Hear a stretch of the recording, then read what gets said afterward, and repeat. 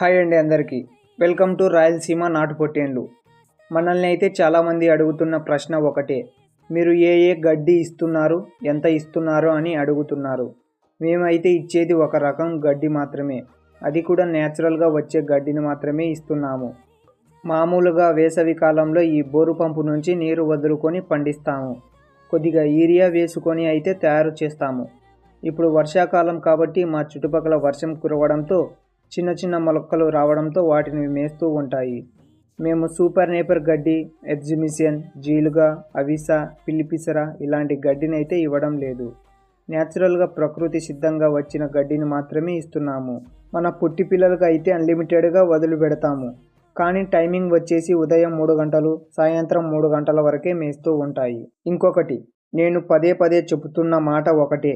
వర్షాకాలం స్టార్ట్ అవుతుంది. చిట్కా రోగం వ్యాధి మందు కంపల్సరీగా ఇవ్వండి. ఓకే, వీడియో నచ్చినట్టయితే లైక్ చేసి షేర్ చేసి మరిన్ని వీడియోస్ కోసం మన ఛానల్ని అయితే సబ్స్క్రైబ్ కండి.